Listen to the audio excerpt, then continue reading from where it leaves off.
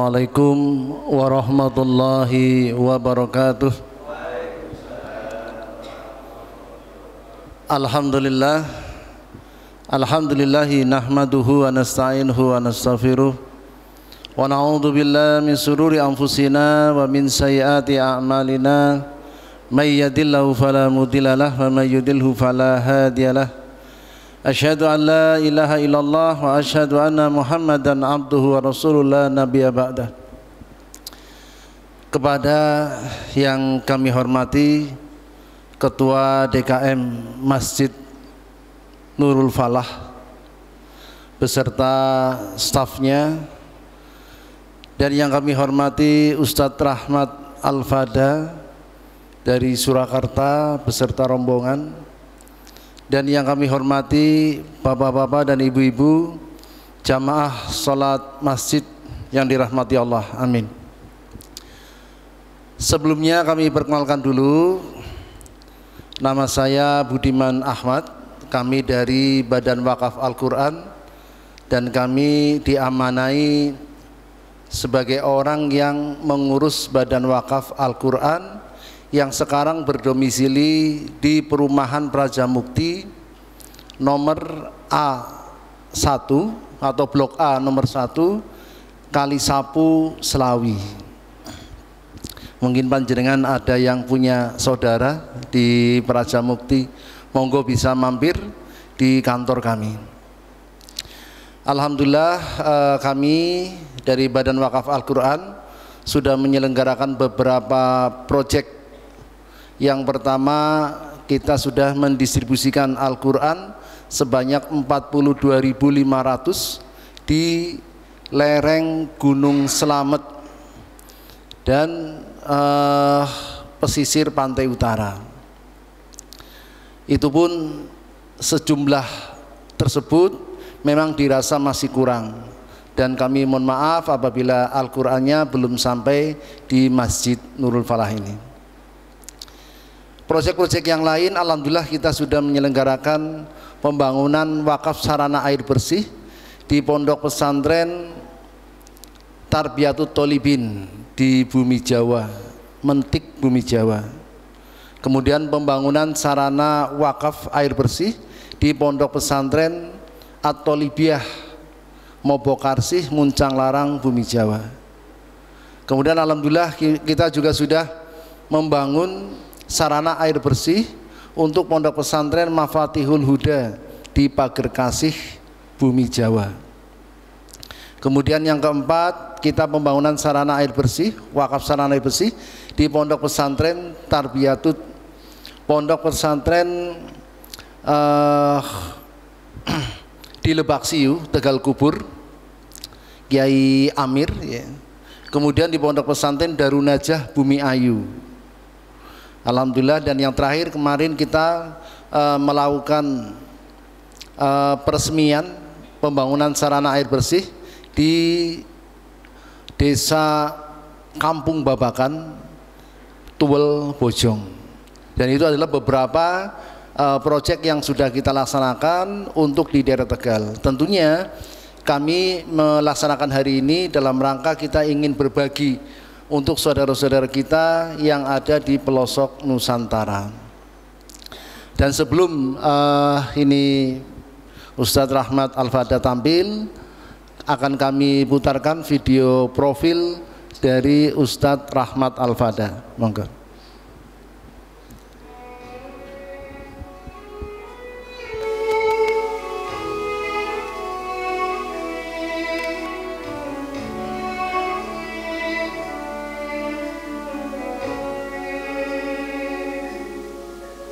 Assalamualaikum warahmatullahi wabarakatuh.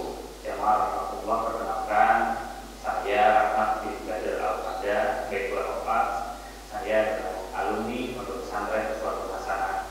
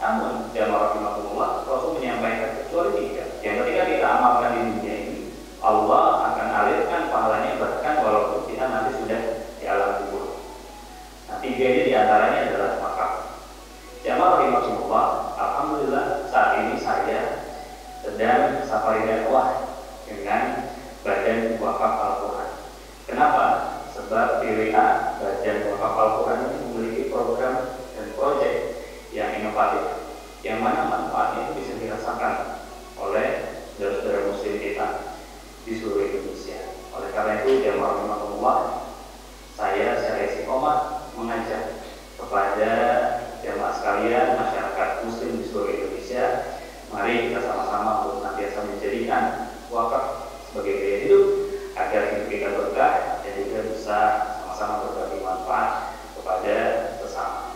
Assalamualaikum warahmatullahi wabarakatuh. Alhamdulillah, itu tadi video profil dari Ustadz Rahmat Al-Fada. Tapi sebelumnya barangkali mungkin forumnya bisa lebih baik. Untuk bapak-bapak yang ada di luar, barangkali bisa maju lagi ke sini. Ruangannya masih lebar, monggo, supaya forumnya lebih mengena. Monggo bapak-bapak yang di luar. Terus yang di sebelah pinggir barangkali nonton videonya nggak enak karena nanti ada video lagi. Barangkali mau merapat di sini juga nggak apa-apa, biar nanti posisinya ndak ini ya, miring gitu ya. Insya Allah itu dari kami. Selanjutnya forum dan majelis ini kami serahkan kepada beliau Ustadz Rahmat Al-Fada. Allahumma sholli ala Muhammad.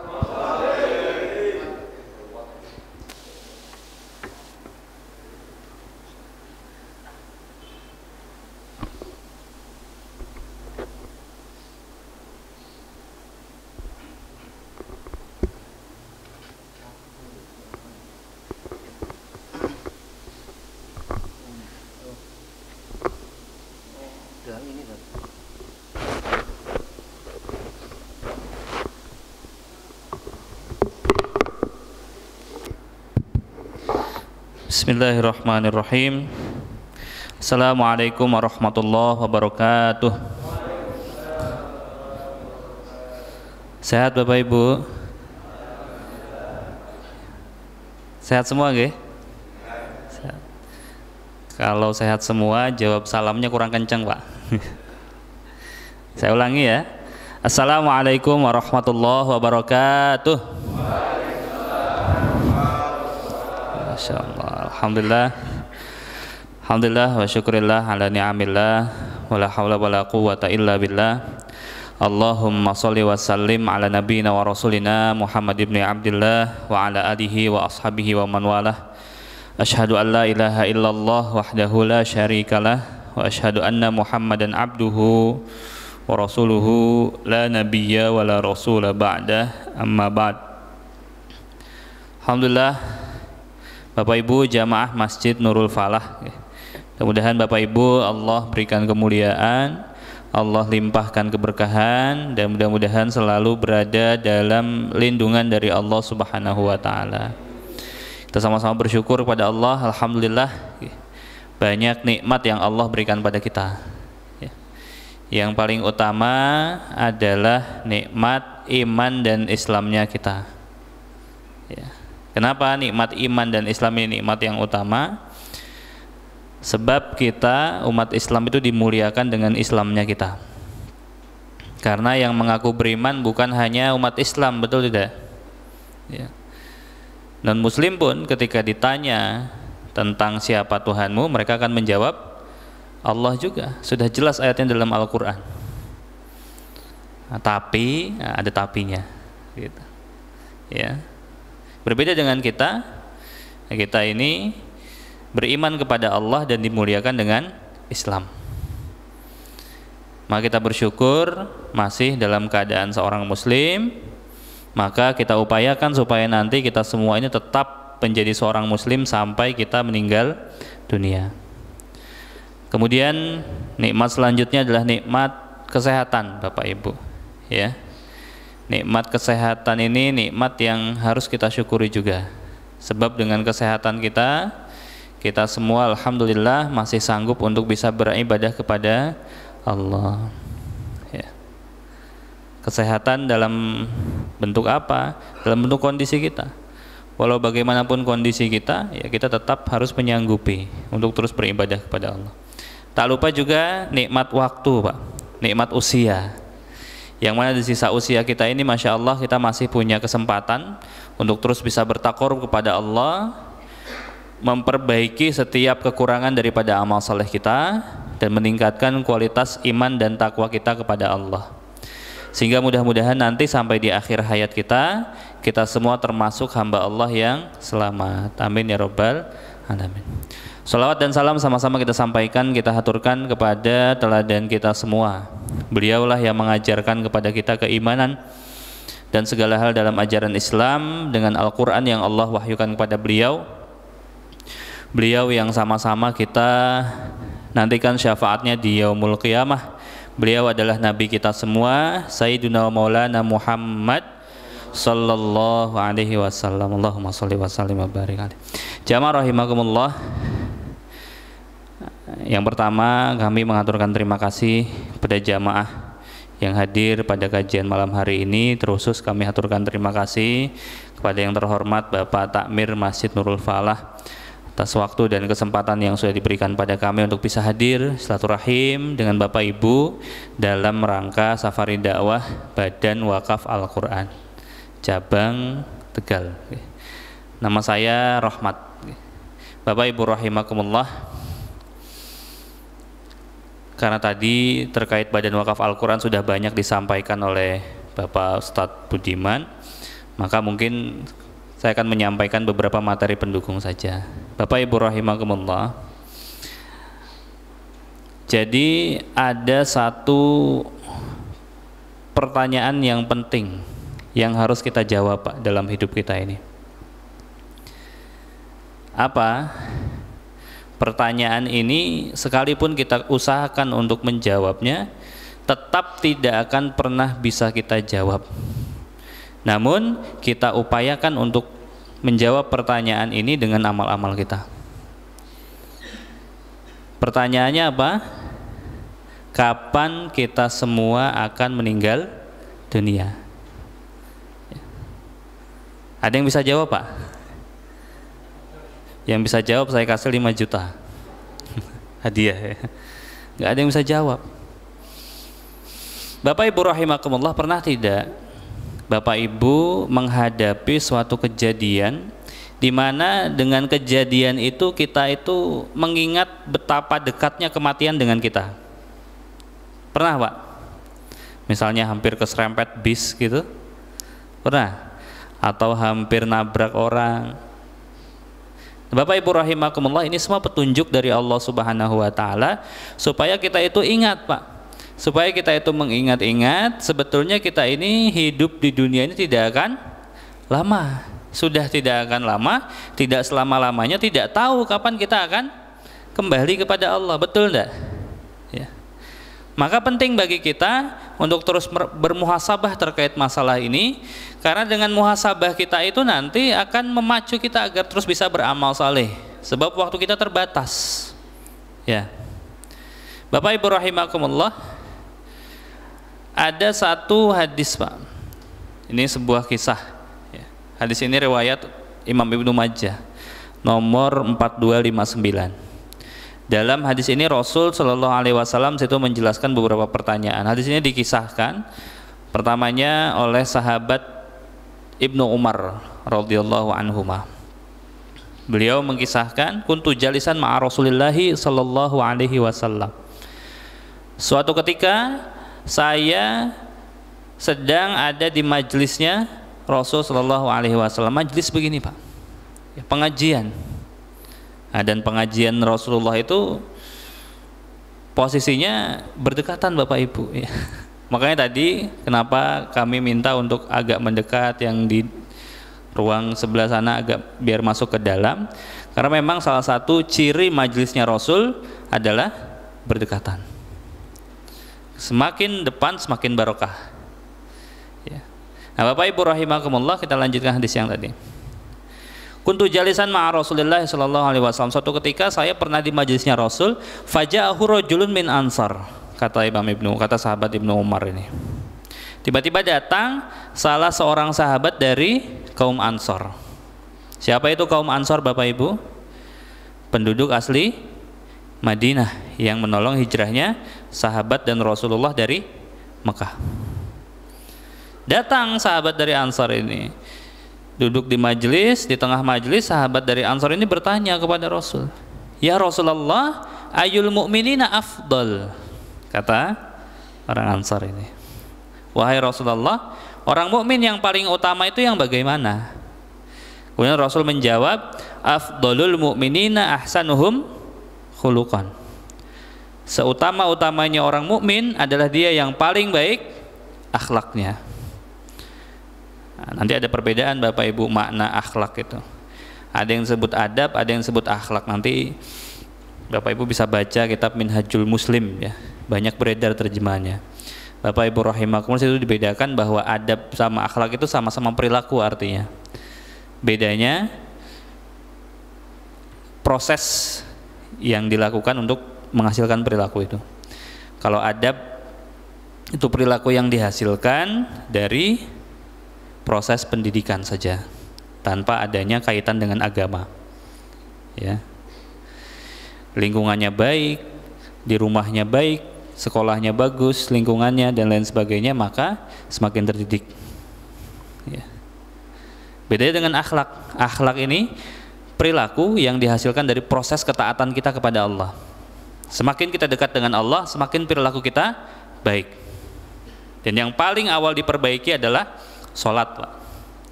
Karena apa? Inna sholata tanha anil fahsya'i wal munkar. Surat apa, Pak? Al-Ankabut ayat 45. Bapak Ibu rahimakumullah, tapi kita tidak akan membahas masalah akhlak. Kita akan membahas pertanyaan yang kedua, walaupun nanti ini berkaitan, Pak, sebetulnya ya. Tapi kita fokus pada pertanyaan yang kedua. Apa pertanyaan yang kedua ini? Orang Ansor ini kembali bertanya, Bapak Ibu, "Wa ayyuhumul aqyas?" kata orang Ansar ini. Terus, ya Rasul, yang paling cerdas itu yang bagaimana? Orang mukmin yang paling cerdas itu yang bagaimana? Nah, Bapak Ibu, kalau kita ditanya, ya Pak, orang cerdas itu siapa? Kira-kira jawaban kita siapa, Pak? Yang paling pertama terbesit dalam pikiran kita, orang cerdas loh, Pak. Ya. Orang cerdas, karena pernah saya pengajian begini, dijawabnya Allah, Pak. Saya jawab manusia, Bapak Ibu, bukan Tuhan. Ya, manusia yang paling cerdas itu bagaimana? Pernah mungkin terbesit dalam pikiran kita, oh ternyata orang ini orang cerdas, para penemu dan lain sebagainya. Atau mungkin kita di Indonesia ada seorang pakar juga, misalnya yang paling terkenal adalah B.J. Habibie, yang menemukan konsep ekor pesawat itu. Ya. Betul, itu adalah kecerdasan, Pak. Itu adalah kecerdasan, tapi kecerdasan duniawi. Kita memiliki kecerdasan, bisa menyelesaikan berbagai persoalan, menjadi seorang direktur atau memiliki posisi tertinggi dalam pekerjaannya, itu kecerdasan. Tapi yang ingin Rasul sampaikan dalam hadis ini adalah kita memiliki kecerdasan akhirat. Apa yang dimaksud dengan kecerdasan akhirat? Maka Rasul menjawab, orang yang cerdas, yang paling cerdas di antara sekian banyak orang mukmin adalah dia yang paling banyak mengingat kematian. Man aktsaruhum lil mauti dzikran wa ahsanuhum lima ba'dahu isti'dadan. Paling banyak mengingat kematian dan yang paling baik dalam mempersiapkannya. Nah, pertanyaannya Bapak Ibu, silakan dijawab masing-masing. Kita ini dalam satu hari 24 jam mengingat kematian itu berapa persen, Pak? Dalam satu hari kita mengingat kematian berapa persen, Bapak Ibu? Ada yang sampai 100%, Pak? Ibu-ibu mungkin pernah mengingat kematian 100% sehari. Setiap waktu itu pikirannya, ya Allah, jangan-janganlah dari terakhir kita, ya Allah, jangan-janganlah dari terakhir kita.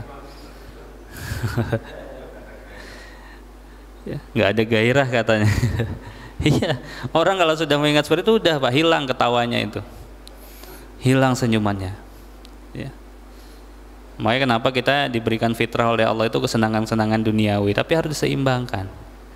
Bapak Ibu rahimakumullah, maka penting ini kita jawab. Ya. Jangan-jangan kita selama satu hari itu tidak pernah sama sekali mengingat kematian, Pak. Ya. Sehingga wajar saja ketika pada hari itu amalan kita kok dirasa kurang baik. Berangkat ke masjid masih nunggu qomat, betul nggak Pak? Untungnya di masjid qomatnya pakai mic begitu ya. Coba kalau nggak pakai mic, ya sampai salam itu baru nyampe, kok nggak qomat-qomat di masjid, berangkat ke masjid taunya sudah bubar Pak. Masya Allah Bapak Ibu rahimakumullah ini. Nah pertanyaannya, bagaimana cara kita mempersiapkan amal perbuatan kita untuk kematian kelak, betul nggak Pak? Pertanyaannya kan begitu. Maka kita sambungkan dengan hadis Rasulullah yang lain, misalnya contoh dalam riwayat Muslim nomor 3084. Ya, sebetulnya hadis ini terkenalnya nomor 1631, tapi nomor 1631 ini lebih kepada syarah Sahih Muslimnya yang ditulis oleh Imam Nawawi. Kalau secara kitab Sahih Muslim itu nomor 3084. Apa kata Rasul? Idza matal insan in qata'a anhu amaluhu illa min salatin. Ya. Tadi sudah diputar ya di video pertama ini. Shadaqatin jariyatin aw ilmin yuntafa'u bihi aw waladin salihin yad'u lahu. Ini cara kita untuk bisa mendapatkan kematian yang baik. Apa kata Rasul? Nanti kalau yang namanya manusia itu meninggal dunia, nantinya kapan? Nggak tahu Bapak Ibu. Saya yakin Bapak Ibu di sini pernah berangan-angan kita masih punya waktu sampai beberapa tahun ke depan. Pernah nggak Bu berangan-angan seperti itu? Wah, masih 5 tahun lagi gitu. Pernah berpikir seperti itu Pak? Yang aku aja. Saya juga pernah. 30 tahun yang akan datang, tahunnya 30 menit sudah. Bapak Ibu rahimakumullah ini ya. Nantinya kapan kita tidak tahu. Ya, kita sering membayangkan kita masih punya waktu beberapa tahun ke depan, tapi nyatanya jangankan 5 tahun ke depan Bapak Ibu, besok saja kita tidak tahu. Jangankan kondisi kematian Pak, kondisi hidup saja kita tidak tahu. Besok itu kita sehat atau sakit, betul nggak? Besok itu kita rezeki apa yang kita dapatkan, musibah apa yang akan kita dapatkan ya.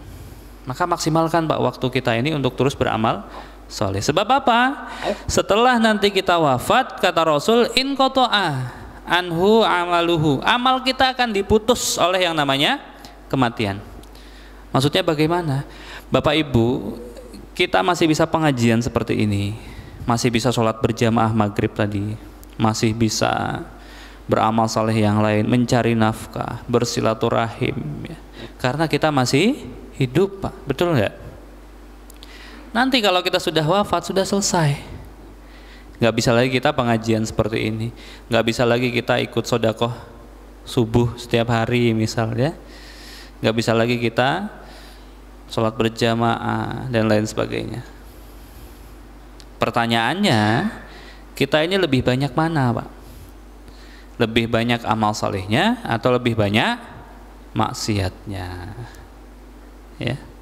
Maka Bapak Ibu rahimakumullah ini ya yang harus kita jadikan muhasabah. Nanti ada Pak penjelasannya, amal itu ada 2 jenis ya. Ada 2 jenisnya. Pertama, ada yang disebut dengan al-a'mal ats-tsawabit ya. Tadi sudah disampaikan sama takmir, isya'nya agak mundur, nggak apa-apa ya? Nggak apa-apa Pak ya? Setuju Pak ya? Nggak apa-apa. Rasul itu kalau pengajian ba'da isya, ketika masih ada majelis, isya'nya mundur Pak. Kalau memang tidak ada pengajian, tidak ada majelis, Rasul setelah isya langsung pulang, langsung istirahat, langsung tidur. Nanti bangun agak tengah malam, kemudian sholat qiyamul lail, salat tahajud. Kalau masih ada pengajian, Rasul lanjut sampai selesai pengajian, sampai selesai majelis. Nah kita tidak apa-apa ya. Bapak Ibu rahimakumullah, sampai mana tadi ya? Sampai amal itu ada jenis Pak. Amal itu ada 2 jenis. Pertama ada yang disebut dengan al-amal ats-tsawabit.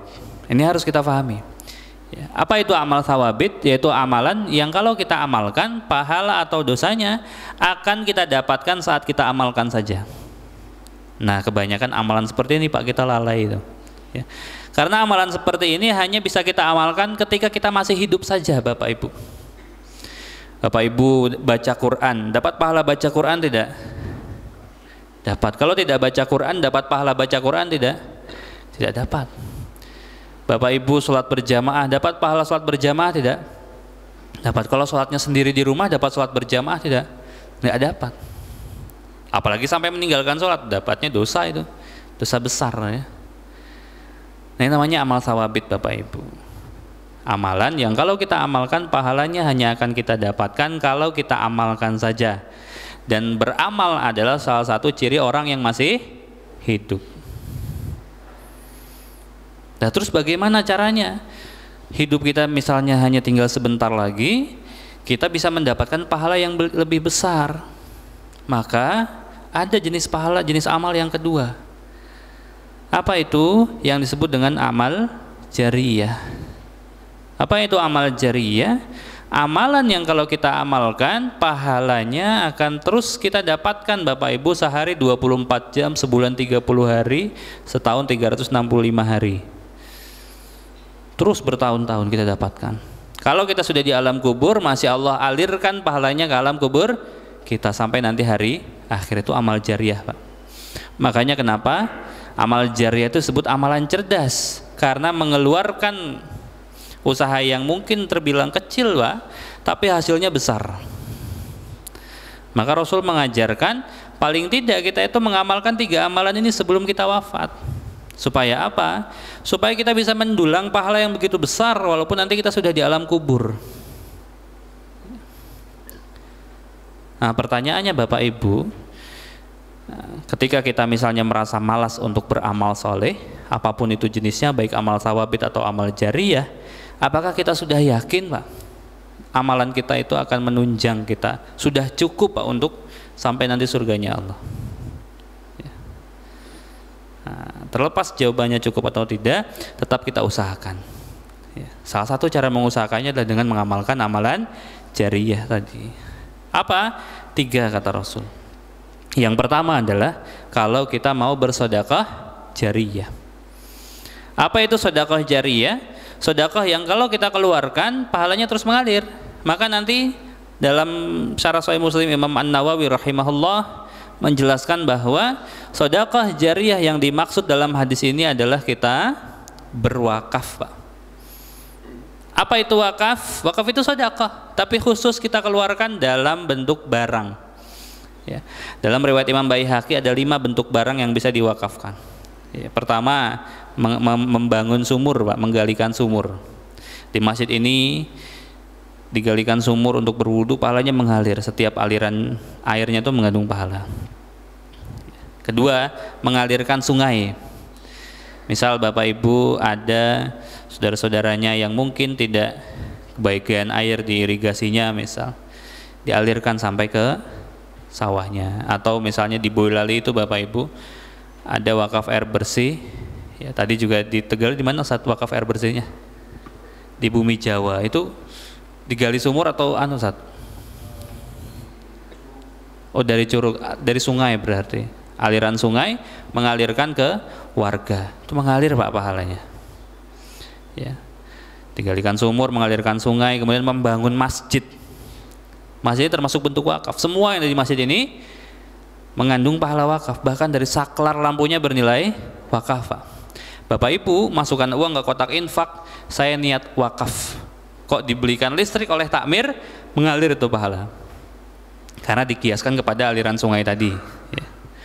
Membangun masjid. Masjid ini juga bisa dikiaskan kepada membangun lembaga pendidikan berbasis Islam yang disitu dididik generasi-generasi Muslim. Sekarang kan banyak, Pak, wakaf rumah tahfiz, ya, wakaf pondok pesantren dan lain sebagainya. Itu yang ketiga. Yang keempat, wakaf ladang, ya, atau yang biasa kita sebut wakaf produktif. Ladang apapun itu. Kalau dulu di masa Rasulullah, ya ladangnya ladang kurma, Pak, kebanyakan. Dulu sahabat Umar bin Khattab salah satunya yang pernah mewakafkan ladang kurma.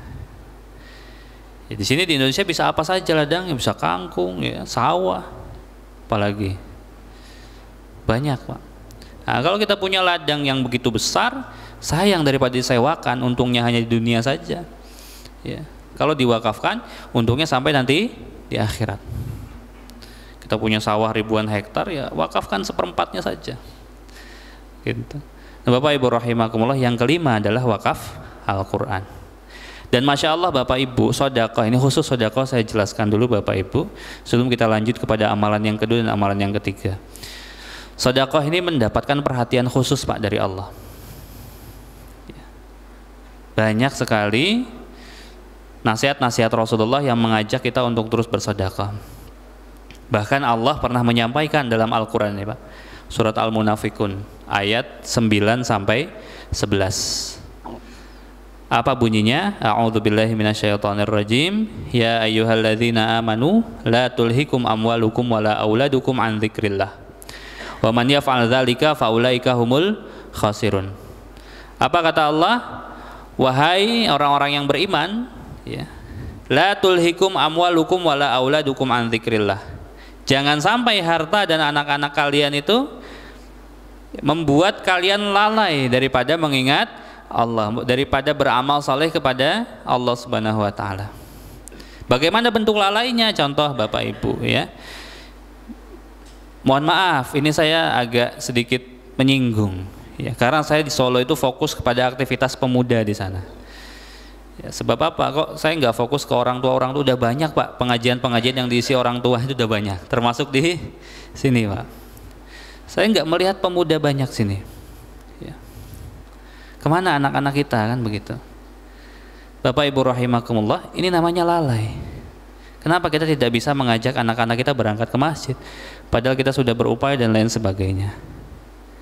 Nah, salah satu kelalaian ini membuat kita juga dianggap lalai terhadap beramal saleh kepada Allah Subhanahu wa taala. Bapak Ibu rahimakumullah, maka apa kata Allah? Jangan sampai harta dan anak-anak kalian, kata Allah, membuat lalai daripada beramal saleh. Bagaimana lalai dalam harta? Contoh Bapak Ibu ya, kelalaian dalam harta, misalnya saya mau mencontohkan begini saja. Mohon maaf saya menyebut nama ini. Ada yang namanya Ibu Sri Bu? Ada. Pinjam namanya Bu ya. Ibu Sri bayangkan saja Bu, dapat telepon dari kelurahan. Ini kelurahan apa Pak? Kelurahan Mejasem. Lurahnya Ibu atau Bapak? Pak Lurah. Hadir nggak sini? Nggak ada. Ibu Sri bayangkan dapat telepon dari Pak Lurah. Bu, tolong nanti hari Jumat depan, hari ini kan hari Ahad Pak ya, hari Jumat, berarti berapa hari? Senin, Selasa, Rabu, Kamis, Jumat. Hari Jumat tolong ke kantor kelurahan, ada titipan dari Pak Gubernur, sekarang gubernurnya Pak Lutfi ya, sudah terpilih. Ada titipan dari Pak Lutfi 50 juta Bu gitu. Amin gitu Bu. Dapat titipan dari Pak Lutfi itu 50 juta, tapi diambil hari Jumat. Pertanyaannya Bu, dari hari ini ketika ditelepon sampai hari Jumat bisa tidur enggak?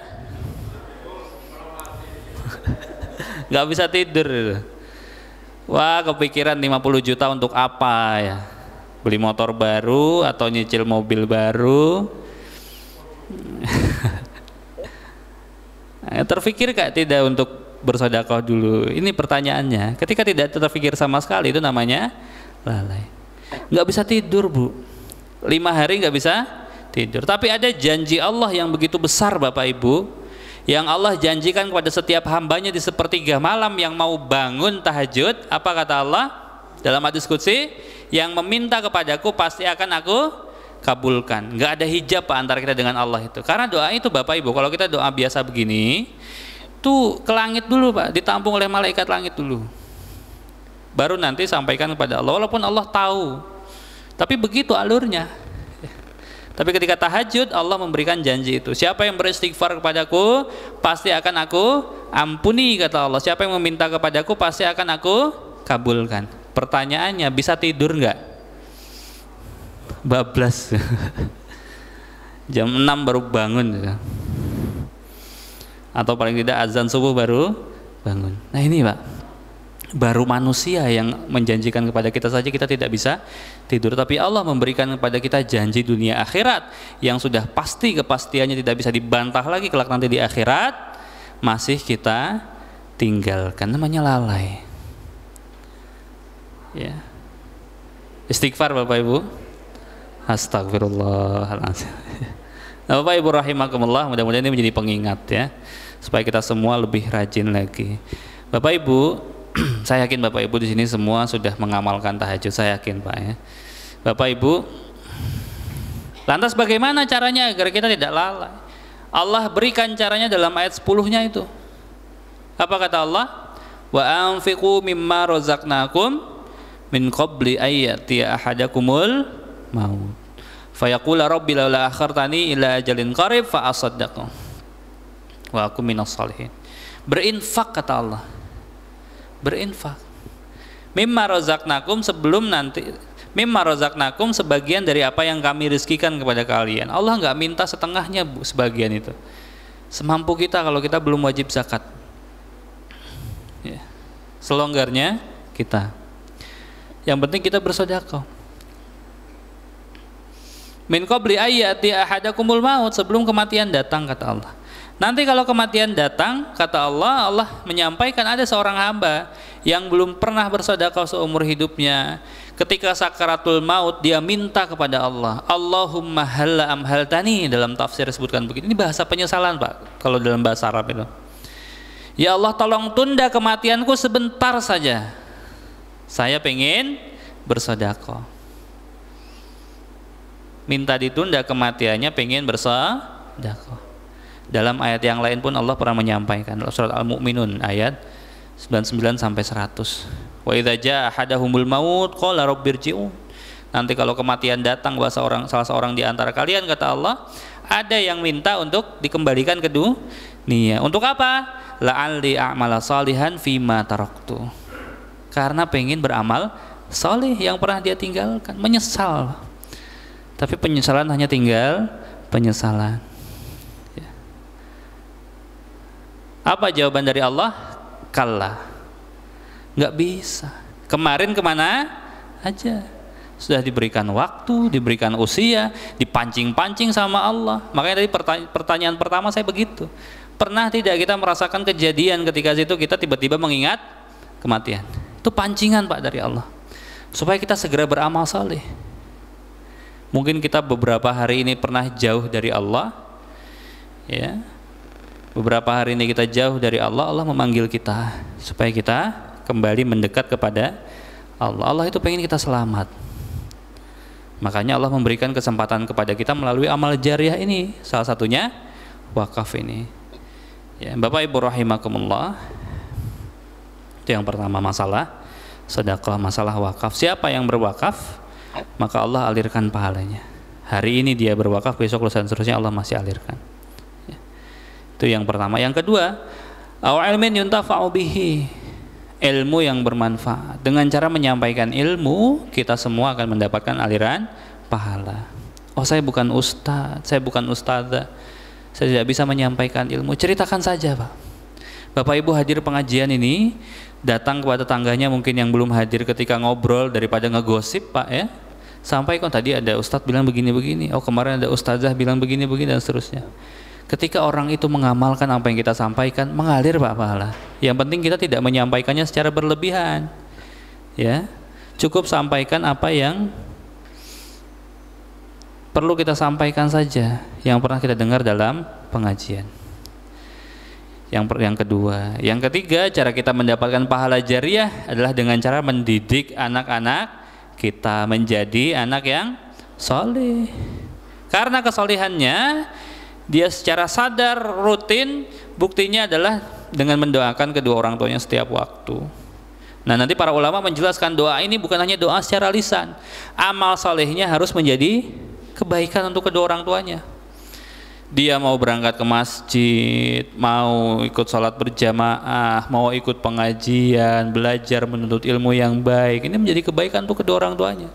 Karena apa? Akan mengalirkan pahala kepada orang tuanya.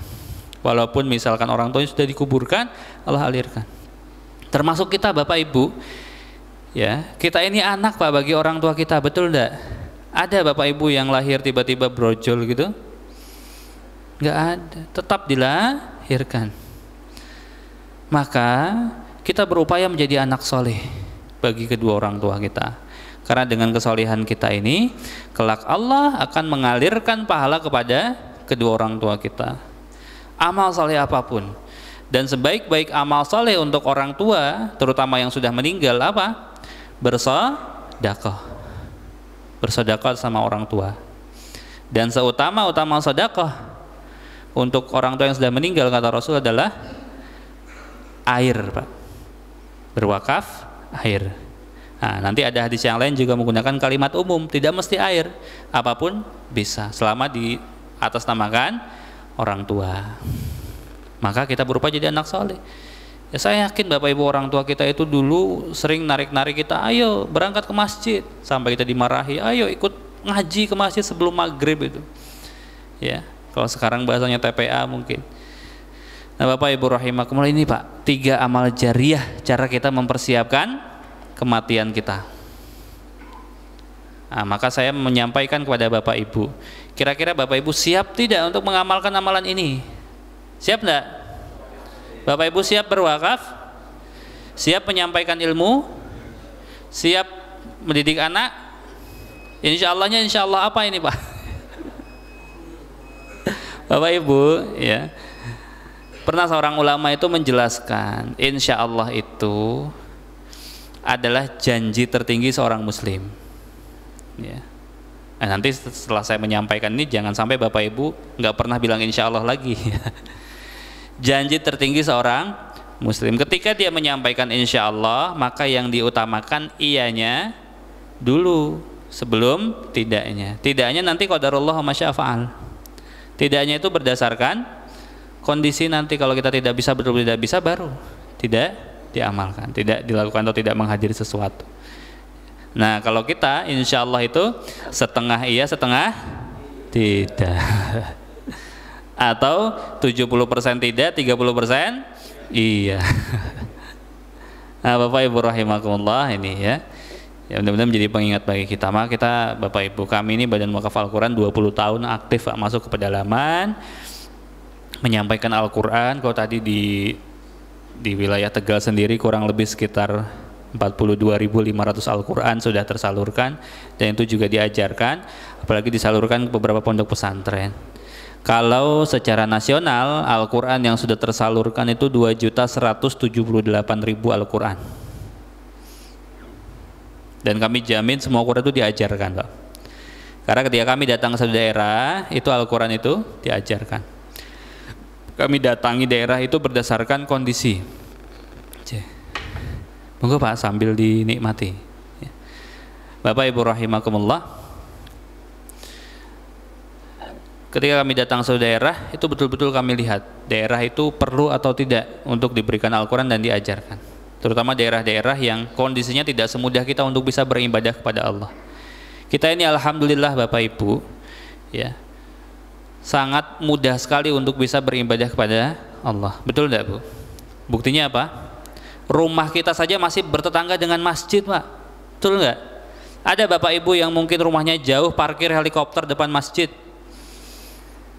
Enggak kan? Nah, Bapak Ibu rahimakumullah, ya, bukan hanya rumah kita yang dekat dengan masjid, tapi Masya Allah wilayah kita ini antar masjid saja bertetangga Pak. Kemanapun kita pergi kita pasti melewati masjid. Bapak Ibu ada yang hobinya sepedahan, bapak-bapak biasanya sepedahan, ya. Berapa kali Mas jenengan melewati masjid dalam 10 km itu? Pernah hitung? Saya yakin pasti lebih dari 10 masjid, ya. Saking banyaknya masjid di wilayah kita. Bapak Ibu rahimakumullah, bukan hanya itu, tapi rata-rata masjid di wilayah kita ini juga bagus-bagus, digunakan untuk ibadah, nyaman Pak. Masjid Nurul Falah ini nyaman tidak Pak? Wah, nyaman sekali Pak, ya. Saking nyamannya sampai ngantuk Pak.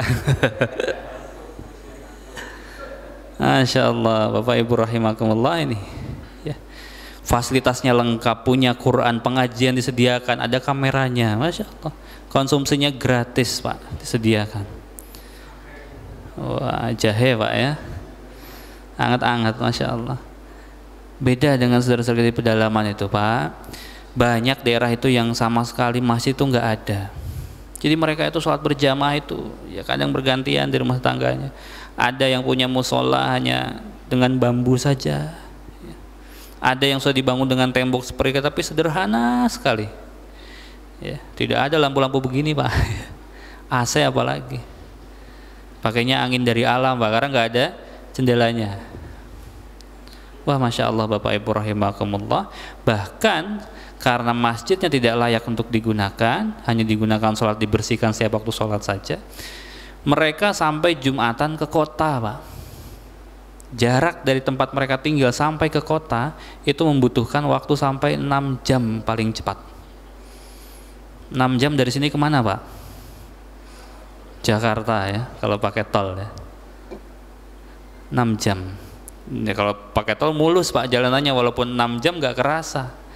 Wah, di pedalaman itu sudah 6 jam, jalanannya tanah lumpur, berbatu, harus melewati perbatasan penyeberangan sungai ya, 6 jam. Dan ongkosnya Bapak Ibu itu sampai 500.000 sampai 700.000 sekali jalan. Jadi setiap hari Jumat mereka kalau sholat Jumat jam 12 siang harus berangkat jam berapa Pak kira-kira? Jam 6 pagi, jam setengah 6 paling tidak habis subuh lah, biar nggak terlalu terlambat Jumatannya. Nah, kita di sini alhamdulillah Bapak Ibu, saking nikmatnya Jumatan jam 12 datangnya jam 1. Datang udah bubar Pak. Nah, Masya Allah. Nah Bapak Ibu rahimakumullah, oleh karena itu ya anggap saja Bapak Ibu kita dengan membantu mereka yang di pedalaman itu tujuannya untuk membantu kita juga. Mungkin kita ini pernah kurang-kurang amalnya, pernah lalai, ya tutupi dengan sedekah itu, ya tutupi kekurangan-kekurangan kita itu dengan sedekah kita. Nah sebelum itu Bapak Ibu ya, supaya ini nggak terlalu bablas ya, mundur isyanya, mohon izin kami putarkan dulu video perjalanan kami ke BWA. Saya minum dulu.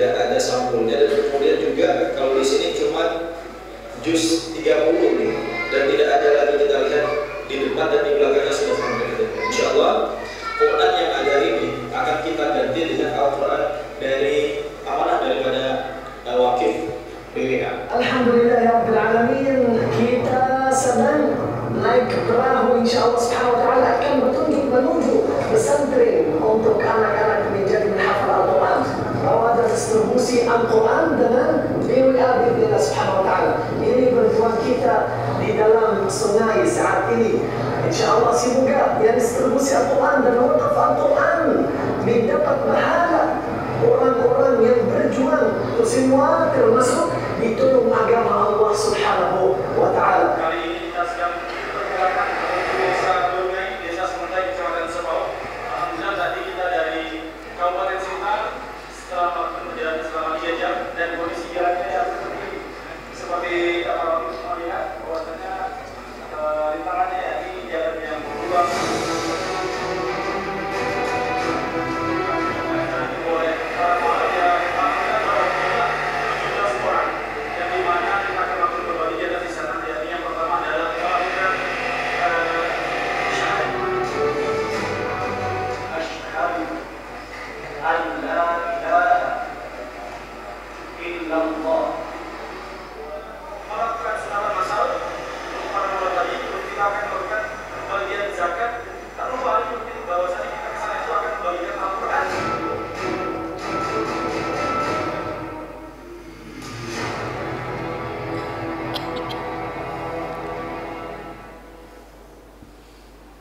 Gimana Pak?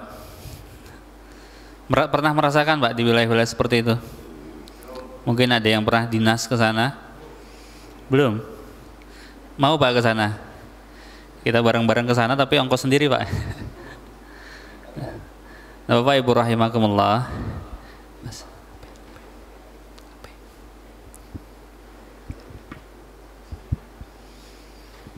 Bapak Ibu rahimakumullah. Ya. Nah, oleh karena itu BWA itu aktif selama 20 tahun ini, ya. Datang ke daerah-daerah seperti itu, membawa Al-Qur'an, bekerja sama dengan ustadz-ustadzah yang ada di sana, ya, supaya Al-Qur'an bisa diajarkan seperti kita di sini, Pak. Ya, karena berbeda kemudahannya dengan kita yang di sini, seperti tadi yang sudah saya sampaikan. Nah, oleh karena itu tadi seperti disampaikan oleh Al-Mukarram Bapak Takmir Masjid Nurul Falah, ada ajakan untuk berwakaf Al-Quran. Siap enggak Bapak Ibu? Siap ya? Insyaallah. Insyaallah siap. Baik Bapak Ibu rahimakumullah, monggo nanti kalau ada yang masih ingin berwakaf dan masih ingin bersama tim, insyaallah kami siap menunggu. Nanti tinggal bilang saja tolong ditunggu sebentar.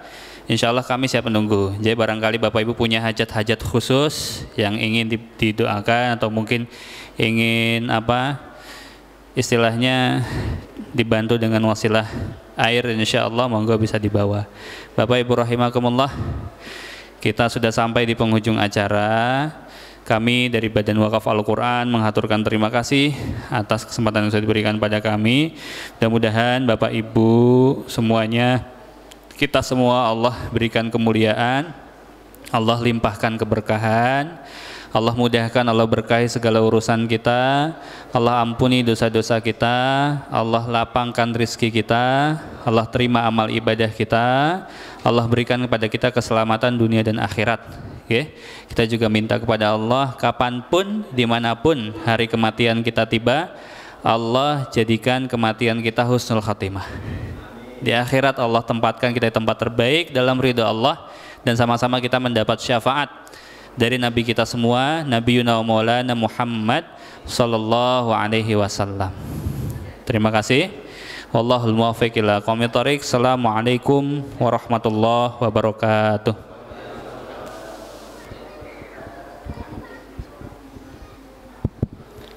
Jazakumullah khairan katsir pada Ustaz Rahmat Al-Fadha.